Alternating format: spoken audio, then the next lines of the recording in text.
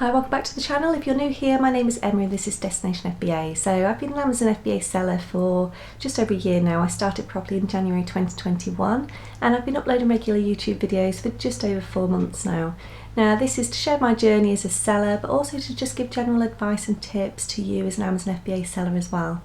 Now what I wanted to talk to you about today is a really common mistake that a lot of people make, and that's sourcing items and purchasing items that you can't actually sell. Now this is a mistake that a lot of people make early on, but experienced sellers also do it from time to time. If they're rushing and they're not looking at a deal properly, it is a really stupid, easy mistake. Now I have done this myself. When I was newly starting out, I'd scan an item, I'd see there was great profit, I'd get really excited and I'd pile those goods into my trolley. It wasn't then until I got home and I started scanning all the goods into Amazon that I realised I couldn't sell them. Now some of these items I was very lucky and I managed to auto and gate, but the others I had to either take back for a store credit or keep hold of them till the summer and shift them on car boots. Now this wasn't ideal, but I at least got that initial investment back, so I didn't actually lose any money. Now it only takes a few seconds to scan an item and see if you are eligible to sell it, and we should do this on every single item we purchase. So I'm just going to go through now very quickly and show you how to do this. So if we scan the barcode on this item, we can see it brings it up straight away. It has a great sales rank and sells for $9.99. Now don't go off this information alone. Click the product description and it will open up in more detail. And we can see just at the bottom here, it shows us our selling eligibility. So we can see that this is an item I can sell if I can purchase it at the right price. Now that literally took seconds, so make sure you do this on every single purchase. Now I do have another item here that I think I am actually gated in. So we're just going to go through the process again very quickly and I'll show you the difference. So I have this rather cool Goonies Funko Pop, which is part of a huge collection we seem to be gathering in this house. So if I just go ahead and scan the barcode again, we can see straight away that this requires approval. Now if we click through and just scroll down, now I have actually requested for approval already, but we're still going to click it and just show you what happens. So click this just here and we can see to be approved for Funko, we either need at least one purchase invoice for products from a manufacturer or a distributor, or we need a letter from Funko themselves allowing us to sell their products. Now if we are uploading an invoice for ungating, we need to make sure we've purchased a minimum of 10 of the same products. Now I have done a separate video on ungating, so I will link this below. This will go through everything in much more detail for you. So when it comes to sourcing, I like to use software called Barcode Pro because I just find it makes the whole process so much easier and so much quicker when it comes to analysing those deals. So what I'm going to do now is just scan those same items again, and then I can show you all the data it gives us and how easily we can see if we are eligible to sell the item. Now when I'm doing retail arbitrage, I like to use a mobile app, and this is called Barcode Go.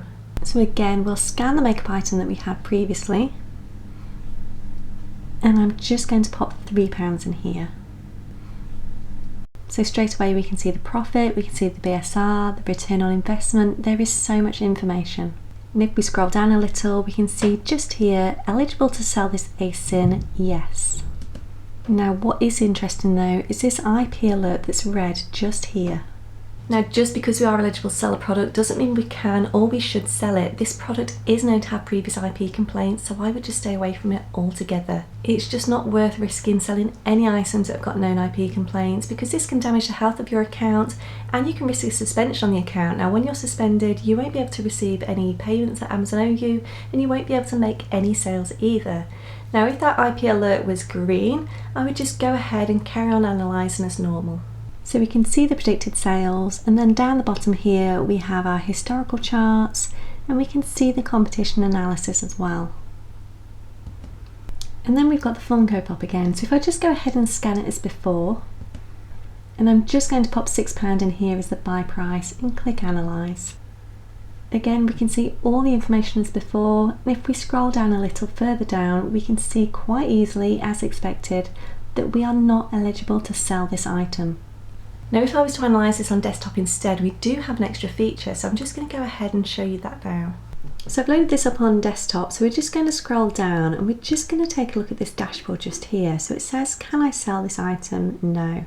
Then if we hover over just here, it says as long as you are logged into your Seller Central account from a tab within your Chrome browser, Barcode Pro can check if you are eligible to sell a product. Please ensure you are not logged into a personal account by mistake or you won't be eligible to sell anything. And then next to it just here we have this auto and gate button. So BuyBot Pro will try to auto-engate when Amazon allow it. When Amazon need more information, BuyBot Pro will direct you to the application. So it is just really easy. Click this auto-engate button and see what happens. Now, as expected, this has been rejected, so now I need to click through to Seller Central so I can provide more information.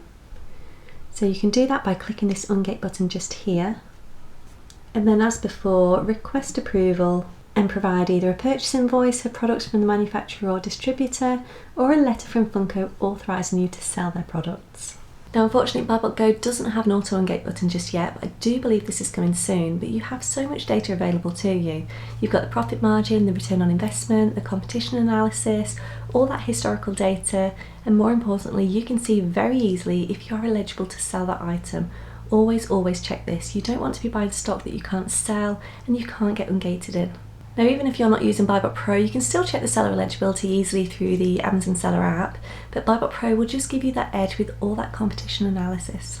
Just use all the information available to you and be 100% sure that you can sell these items before you make those purchases. Knowing and learning from these mistakes will potentially save you a lot of time and money in the future.